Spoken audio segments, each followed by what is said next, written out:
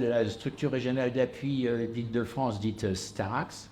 Je voulais, avant de commencer, remercier le centre hospitalier d'Argenteuil et particulièrement la maison des usagers de nous accueillir pour partager leur expérience concernant le bénéfice que peut apporter la participation des représentants des usagers aux réunions de multimodalité, dite RMM, voilà, qui fait suite à l'analyse des événements indésirables graves.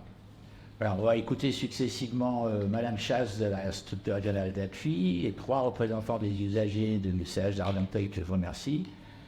Madame le docteur Moutel, directrice qualité du centre hospitalier, et Madame Craig de la France Asso Santé. Voilà, Madame Chasse, en tant que chargée de mission à la Starax, vous êtes amenée à animer et à mettre en place des RMM dans des établissements. Pourquoi cette structure régionale d'appui, pourquoi la Starax s'intéresse-t-elle à la participation des représentants des usagers à ces réunions?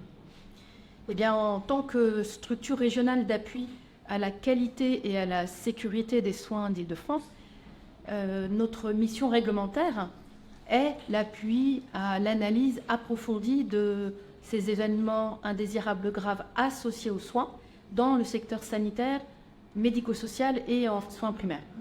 Et nous nous intéressons tout particulièrement à la participation des représentants des usagers à ces analyses approfondies d'événements graves dans le cadre de notre programme qui est en lien avec la feuille de route de la sécurité des patients et des résidents du ministère de la Santé, du projet régional de santé de l'ARS d'Île-de-France et dans le cadre des actions de la Haute Autorité en Santé concernant l'expérience du patient et le recueil de son engagement.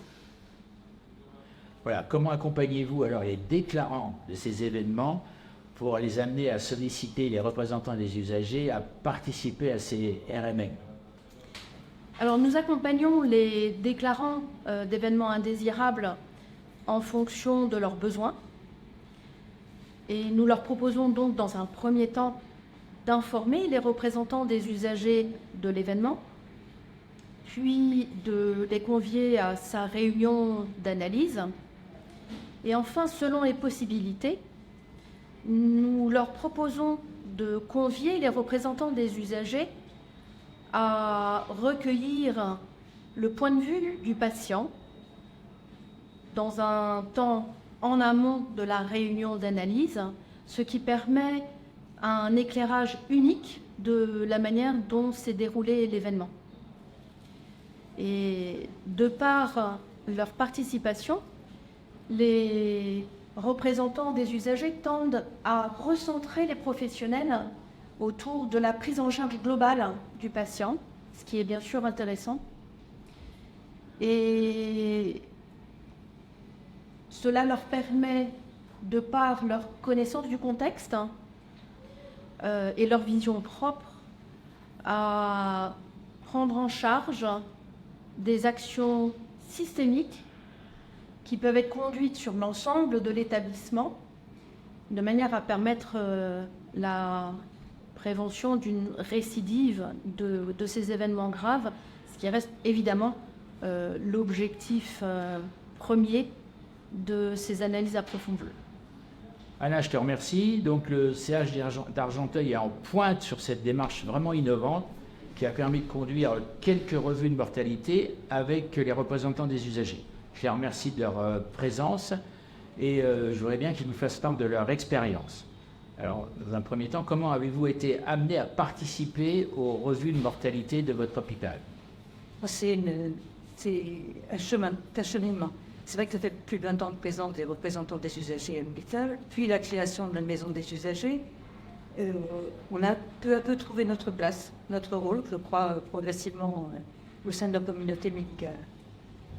Au début, seuls les CDU institutionnels trimestriels existaient, réunion très succincte.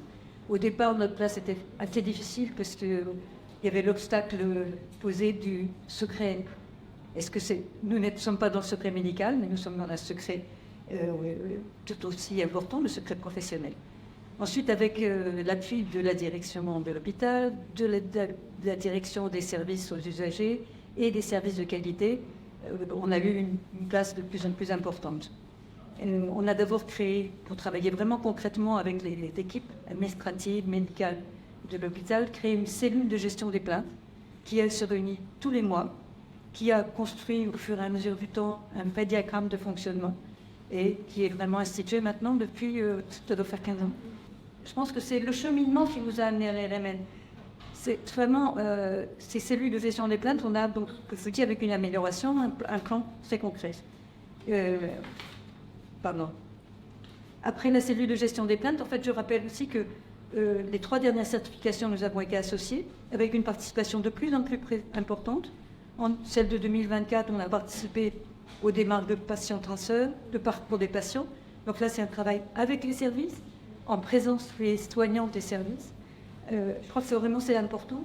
Ensuite, on a été invité à partir de 2021 à participer à l'expérience patient dans laquelle on a vraiment été intégré, c'est-à-dire formation d'une membre de la maison des usagers très active dans l'hôpital à toute la démarche, c'est-à-dire participation à la formation avec les professionnels, puis participation à la démarche, c'est-à-dire entretien en binôme avec un professionnel, synthèse de ce qui s'est fait, présentation aux équipes avec élaboration aussi au sein des équipes des améliorations à apporter. Donc c'est vrai que c'est d'un travail en commission à un travail dans les services. C'est bon, ça à côté de la présence d'associations dans les services. Je pense que cette intégration a été progressive, très concrète. Elle a amené une connaissance réciproque à une barrière qui s'est levée entre les représentants d'usagers et les membres d'associations dans les services. Et je crois que c'est ça ce qui fait qu'on a pu après être intégré dans les RMN de façon assez naturelle, je dirais. Alors bien sûr que dans les RMN, notre place, elle est particulière, hein, mais c'est un chemin de reconnaissance de la place spécifique des représentants d'usagers qui apportent vraiment les besoins, la vigilance sur les besoins, sur les droits et les devoirs des usagers. On est vraiment sur ces 3 points-là, à côté des professionnels et de toute l'administration qui sont dans le cadre des règles de métier, des bonnes pratiques, des procédures que nous avons, nous aussi, compris. Voilà, ça me paraît un chemin. Voilà, c'est ce qui a amené cette année à ces représentants de Saint-Gérémen. Il faut remercier. Alors justement, parce que lorsque vous évoquez, je voulais savoir quel était votre ressenti d'être au cœur de l'analyse de l'événement au moment où vous siégez dans la RMN. Alors, en ce qui concerne notre ressenti, nous a permis d'avoir une vision globale du fonctionnement du centre hospitalier, mais aussi de comprendre les interactions entre les différents acteurs des services de soins, de logistique, technique et également administratif. Sachant que dans certains cas, des services extérieurs ont été, sinon intégrés, du moins ont été partenaires de la RMM. L'exemple d'établissement du groupement hospitalier de territoire et des sociétés d'ambulance, puisque ce cas s'est déjà posé. Que dire, nous sommes également intéressés à l'articulation entre ce qu'on appelle la technique médicale et l'aspect humain de la prise en charge du patient, de ses proches, ainsi qu'au respect des droits du patient. Et nous veillons, c'est vraiment notre préoccupation, à ce que le point de vue du patient et de ses proches soit pris en compte dans l'analyse du dossier. Le constat, c'est qu'à certains moments, nous avons été en but, disons, aux difficultés posées par le vocabulaire médical, qui un petit peu nous mettait de ce point de vue-là hors jeu, mais entre parenthèses à ce moment-là. Ceci pourrait peut-être être amélioré dans la mesure où la synthèse du corps communiqué en amont permettrait des réponses préalables sans que cela vienne surcharger la RM, la cellule. De même, notre souhait ici, c'est que une meilleure connaissance du contexte médical et social du patient nous aiderait à mieux comprendre les décisions et, si nécessaire, à proposer des pistes d'amélioration. Que dire? C'est que nous avons apprécié les échanges lors de ces RMM au sein des équipes professionnelles, mais aussi et surtout l'écoute qu'elles ont bien voulu nous apporter, et ce qui nous a permis vraiment d'être partie prenante de ces RMM et de jouer tout à fait notre rôle de représentant des usagers. Je vous remercie. Vous avez abordé le problème des actions d'amélioration, et donc j'ai une question, c'est comment pensez-vous apporter une contribution dans ces actions d'amélioration qui sont l'objectif de ces analyses et de ces réunions? Alors, ce qu'on a pu constater en complément de ce que disait Lucien, c'est qu'il y a un versant didactique dans la RMM qui nous a paru très important et qui nous a permis de poser des questions, mais qui portait aussi sur le versant émotionnel des proches et des personnels qui, confrontés à des situations difficiles, ont également un ressenti, et en particulier quand ce sont des situations d'urgence. Ce qu'on a pu constater dans l'analyse de la gestion des plaintes dans les cellules dont parlait Marie-Yvonne auparavant, que souvent c'était le mode de communication qui était à l'origine de dépôt d'une plainte. C'est le facteur déclenchant très souvent de la plainte.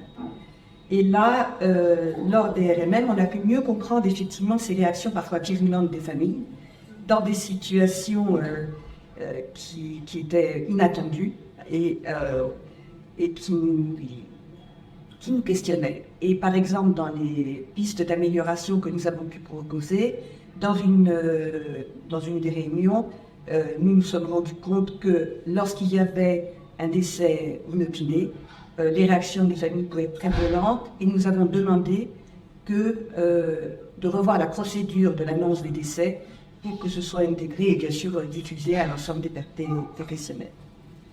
Dans un autre domaine, par exemple, dans une réunion, on avait constaté que la prise en charge de la douleur n'avait pas été, on va dire, complètement effective, ce qui avait entraîné cet élément. Enfin, ce n'était pas le seul élément, mais ça fait partie des éléments.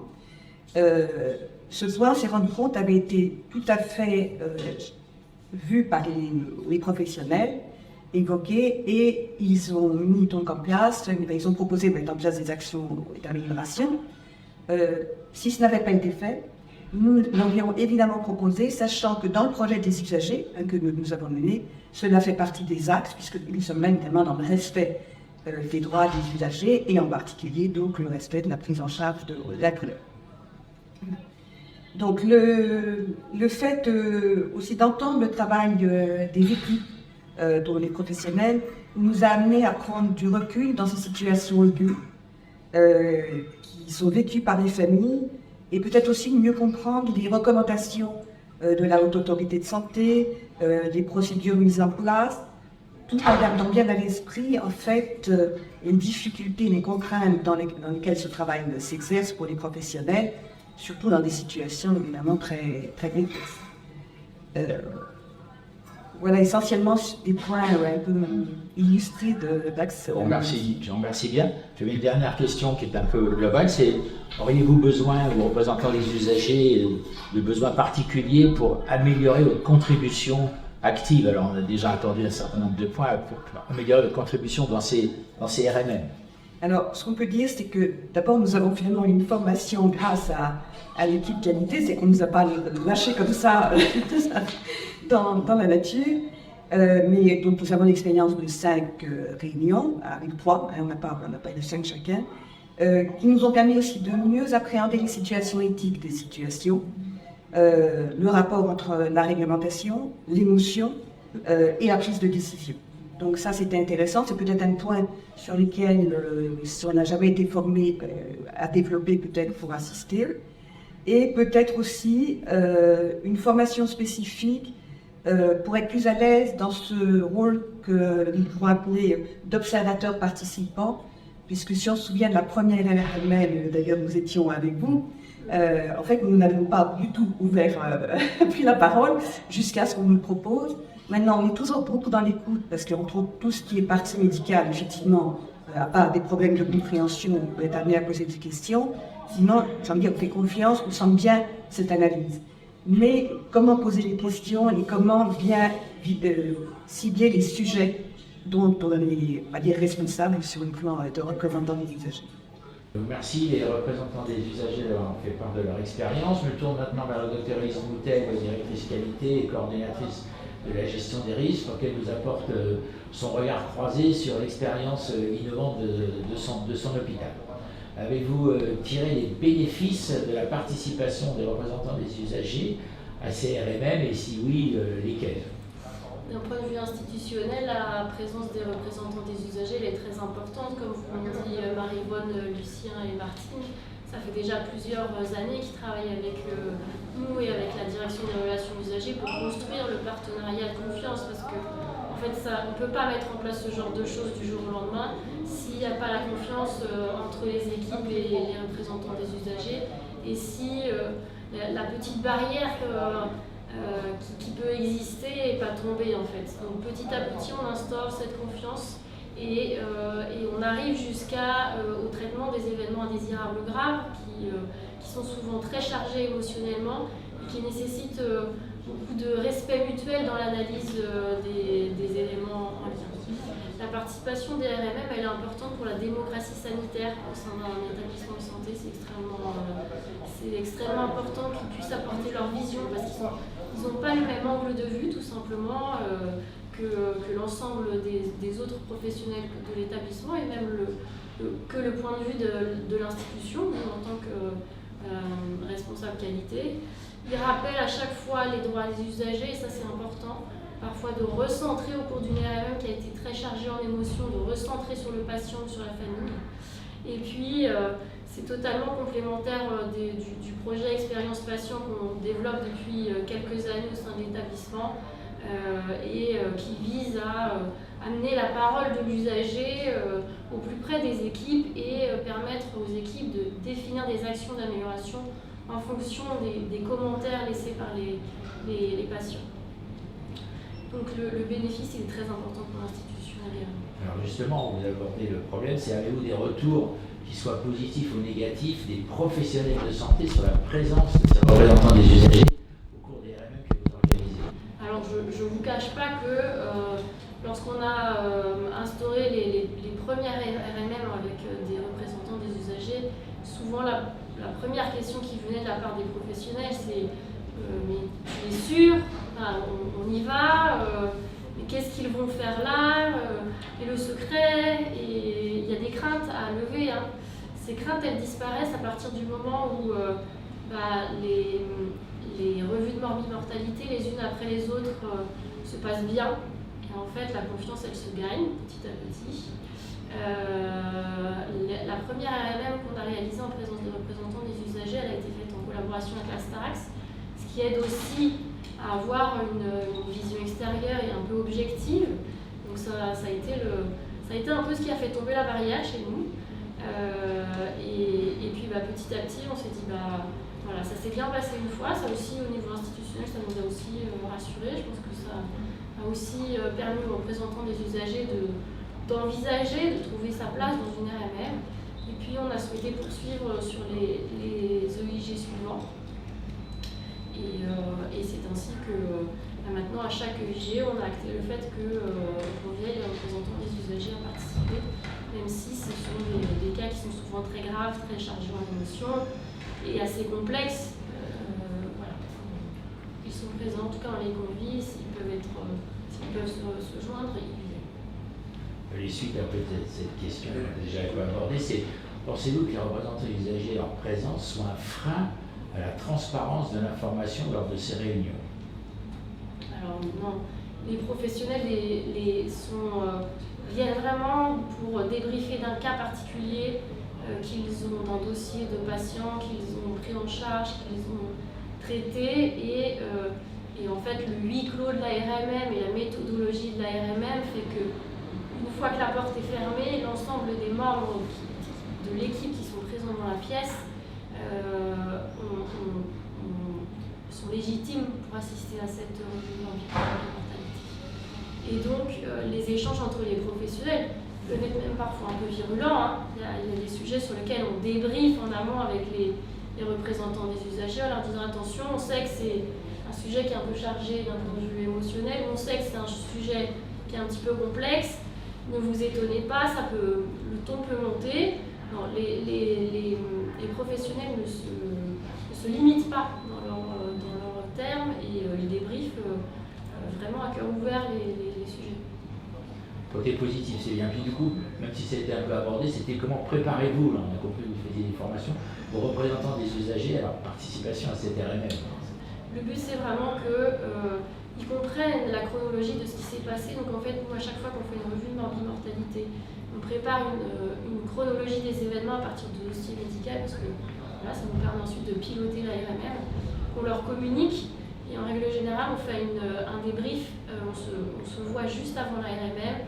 Je leur refais un point sur quel est le cas particulier du patient, d'un point de vue social, parce qu'il voilà, y a des choses qu'on leur explique en direct, et quels sont les sujets qui vont être sujets à émotion, ou sujets à revendication, ou sujets à échange un peu vif parfois entre les équipes pour qu'ils ne soient pas surpris, parce que l'idée c'est aussi de garantir leur sécurité affective et émotionnelle en tant que représentant des usagers, comme on le fait pour les autres membres qui participent à la RMM. Que ce soit une infirmière, un médecin ou un représentant des usagers, quand il rentre dans la RMM, doit être sûr qu'il n'en sortira pas traumatisé par des choses qui se sont dites. Et donc là, le pilote de la RMM nous pose les choses. L'émotion, elle peut s'exprimer, mais à un moment donné, on revient à la méthode. D'accord, une vraie préparation bien ciblée sur la thématique de la RMM.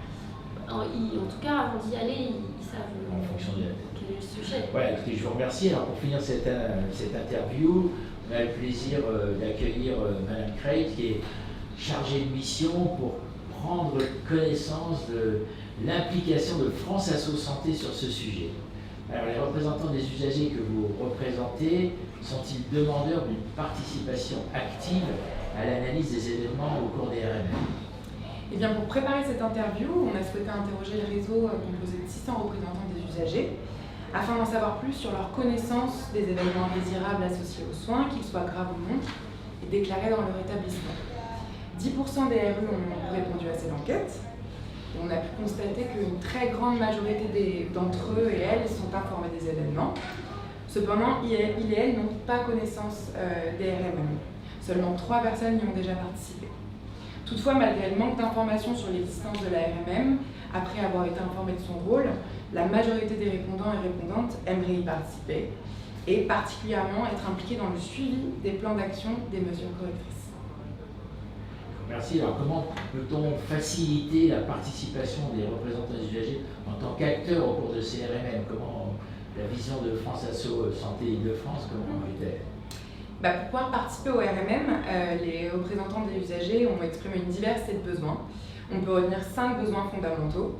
Le premier étant d'avoir accès à une véritable formation, avec d'un côté un apport sur les connaissances et les enjeux de qualité et sécurité des soins, sur le rôle des représentants des usagers en RMM et sur les sujets sur lesquels ils et elles peuvent agir, et un apport pratique avec des mises en situation RMM. Le second besoin exprimé est d'être informé des événements indésirables associés aux soins, qu'ils soient graves ou non, et des dates de RMM correspondantes. Le troisième besoin exprimé étant d'avoir connaissance des faits en amont de la RMM, notamment d'avoir accès à la prise en charge du patient, ce qui permettrait un peu de pouvoir repérer les points sur lesquels, en tant que RU, ils et elles peuvent agir. Le quatrième besoin exprimé est de pouvoir rencontrer le ou la patiente ou la famille avant la tenue de la RMM afin de recueillir le point de vue de la personne concernée par l'événement. Et dans ce sens, le ou la patiente doit être également informé de la possibilité qu'il est là de pouvoir rencontrer un RU. Et le dernier et cinquième besoin exprimé, c'est d'accéder évidemment au compte-rendu de la RMM, mais surtout de suivre la mise en œuvre des préconisations et des mesures correctrices. Je Je vous remercie. Alors, dernière question, c'est pensez-vous qu'il serait utile de rédiger un guide à destination des établissements pour aider à déployer cette démarche et cette participation? Oui, la grande majorité des répondantes et répondants pensent qu'un guide co-construit avec les rues, destiné à favoriser leur implication dans les RMM, est indispensable. Ce guide invitera l'établissement à questionner la manière dont il tient compte de l'expérience patient dans le traitement des événements désirables graves, qu'ils soient des événements désirables associés aux soins, qu'ils soient graves ou non, à savoir comment l'établissement facilite-t-il la remontée de l'expérience patient, comment il l'analyse et avec quel outil. Donc pour conclure, ce guide à destination de l'établissement devra mettre l'accent sur la valeur ajoutée des RU dans le suivi des plans d'action et enfin mettre l'accent sur le fait que le ou la RU doit être considéré comme un véritable partenaire pour les professionnels de santé. D'un point de vue, si je peux me permettre de compléter, d'un point de vue formation, ce qu'on a identifié nous également, c'est la nécessité de former les représentants des usagers aux facteurs humains en santé, parce que, comme ils l'ont dit tout à l'heure, la communication entre les équipes intervient beaucoup. La HAS a publié des éléments en disant que les facteurs humains en santé intervenaient dans la majorité des EIG. Et donc, il faut aussi qu'ils aient cette compréhension des différents facteurs humains en santé pour comprendre ce qui se joue dans les RMM. Donc c'est notre prochaine étape, ce sera de les former sur cette thématique. Ok, écoutez, je vous remercie. Pour vous conclure, je voudrais souligner le côté innovant de cette démarche qui s'inscrit dans l'évolution sociétale du monde de la santé avec la participation active des usagers, des représentants des usagers qui viennent au cœur de la qualité et de la sécurité de leur prise en charge. Voilà, donc je vous remercie et vous souhaite poursuivre cette belle aventure et de la partager comme vous avez su le faire. Merci à vous. Merci à tous.